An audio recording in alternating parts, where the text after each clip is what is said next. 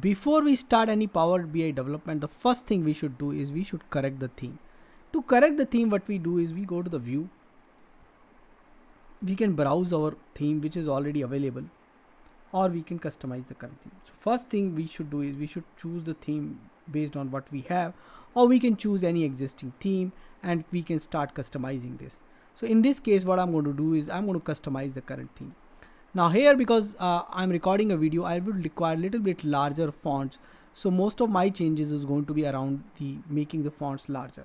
But you have the colors. So first of all, what should happen is these 10 top 10 colors and the sentiments color should be same as your organization color. Let's say your organization has some preference of the colors. You can give an hex code or RGB codes for that, and you should decide your top 10 colors. Now those are the top 10 color which are going to be used by Power BI as first top 10 color. So let's say if you have some color like this, you can choose that particular color. Let's say I want to change this one. I click here and I go here and choose some different color. I can go to a different shade also and check that out. Okay, so I've chosen a little bit different color. I didn't like this darker one, or let's say I further want a much more darker. Okay, so you can choose color of your choices and your organizational color. Okay, so that's where you're going to have it. Okay, now you can give a name here if you would like. Then go to the advanced option. These are the levels which are there in which where you can use colors of the different element of your visual, like axis, grid line, text boxes, font, etc. So you can use this or change this. Now we go to the text. Here in the text you can see the font size is 10, and this is something which I want to increase. You can actually change the font family also, and the font color I'm right now going to keep black only because I'm using the white background, so I would like it to be black. Again, the font size, I'm increasing. Font family, I'm keeping it same. For I think card and KPIs 45 is good enough, and again I'm going to increase the tab headers on the 5 pixel. Visualization, the background, I'm going to keep it transparency. Now we have white, so we can actually keep all the visualization transparency 100%. Let it look at the background. Border we don't want by default, but if you want we can have a border here, and we can enable the radius, little bit of radius here, but let's leave that. Then we go to the header, background color, border color, we keep it everything same. Tooltip, we don't change anything here in the tooltip. The wallpaper, right now you can keep the transparency is 0, but if you are putting something there, you can increase the transparency. Page background, again the color and the transparency is there. Transparency of the page background is already 100%. Now comes to the filter pane. Now in the filter pane you can I'm going to increase the sizes here. Check boxes, applied color, when it is applied, what should be the color, what should be the background color, what should be the font and icon. Filter cover, available filter card cover, again we are going to increase the font little bit here.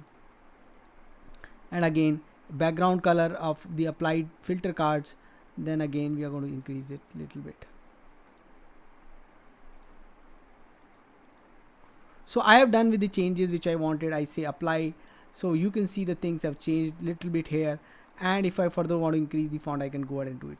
But most important thing which you should do is you should save the current theme, and you should have your own theme folder where you should see. So this is my E2E theme, so I'll save it with E2E themes. So if I open a new file I can import the same thing there. What we should do is we should not try to change the font using the option which is available on each and every visual.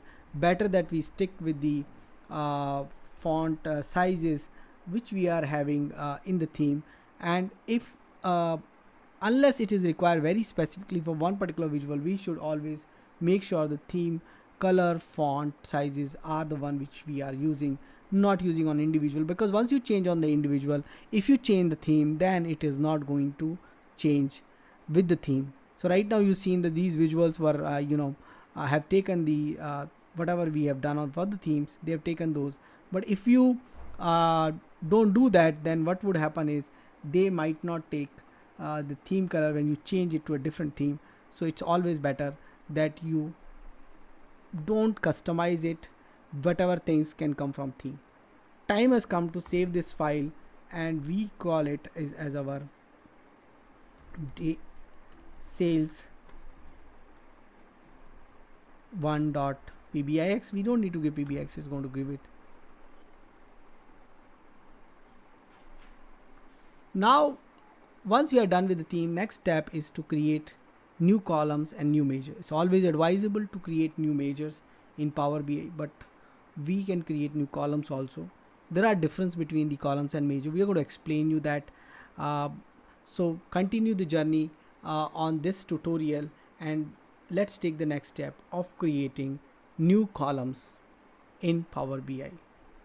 Thanks for watching this video. Thank you.